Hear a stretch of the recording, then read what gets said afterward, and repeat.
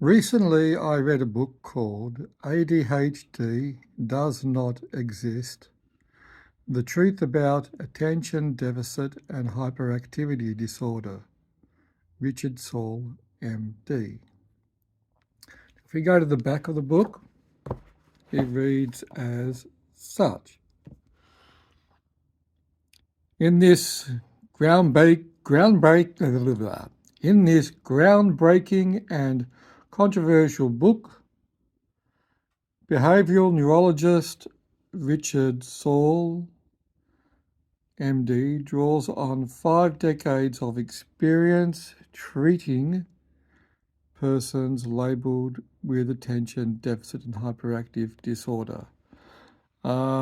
His angle is that attention deficit disorder, hyperactive disorder, does not exist, and that the attention deficit hyperactivity symptoms are symptoms of other things.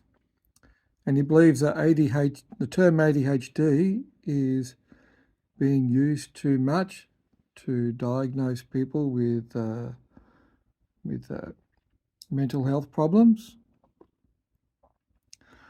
And so he goes through all the different conditions that people may have concerning ADHD. So if you have a look at the chapters for each of his... Now, I've read this book all the way through. I'm quite impressed with it, how it's been researched. He refers to, here we go, contents, chapters, here we go. Where we are and how we got here, an easy answer, the role of cultural bias, the stimulation epidemic and side effects, a summary of the conditions behind ADHD symptoms. And here we go, he goes through all the different conditions that people can have that show ADHD type symptoms. So vision problems can cause ADHD symptoms, sleep disorders, substance abuse, mood disorders, bipolar and major depressive disorders, hearing problems, learning disabilities, sensory processing disorder, giftedness, because gifted children, of course, get bored very easily. Seizure disorders, obsessive compulsive disorder, Tourette syndrome, Asperger's syndrome, and autism spectrum disorder, neurochemical distractibility, impulsivity, schizophrenia, fetal alcohol syndrome, Fragile X syndrome, other conditions. And sometimes when there's no diagnosis, just have to make lifestyle changes, he argues, and evaluating and managing your symptoms. Okay, so the author's note says, throughout this book, I will use the term ADHD as a form of shorthand for talking about the group of attention deficit hyperactivity symptoms that have gained their label through the American Psychiatric Association, the DSM, and the multiple parties that have embraced it. So you can read that. You can pause and read that. I won't read everything. But I've read this book all the way through.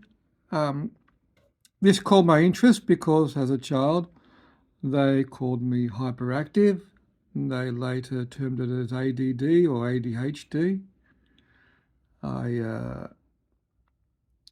It caused me to be put into a special school, and I felt that I knew that something wasn't exactly quite right with me, but I didn't think I was all wrong. I didn't think I needed to be put into a special school.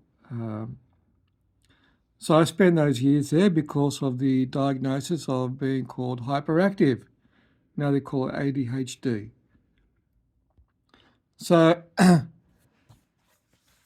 to me, this was a good read, very informative and well researched, and he draws a lot on his own personal experience as a doctor, and one who's had about 50 years experience as being a doctor, and he also draws on the expertise of others who are his colleagues in the medical industry as well too. So I would highly recommend this book as a good read, and it's definitely opened up my eyes to why children may display themselves in different ways. And his main catchphrase is treatment. How does it go again? Treatment. So there's a halt on treatment. He's saying there's treatment denied. So he argues that just by saying ADHD, when doctors just say ADHD, or a child's got ADHD, they're not looking at all the symptoms, and they're not getting to the root cause of why these symptoms are being displayed. So if you want, give this book a read. I found it interesting. I do have a personal bias about this book because I was termed as hyperactive, or ADHD as they call it now. But I highly recommend this book, and have an open mind, and leave any comments as to what you think about this book, ADHD Does Not Exist, by Richard Saul, medical doctor. Thanks, and have a great day. Bye.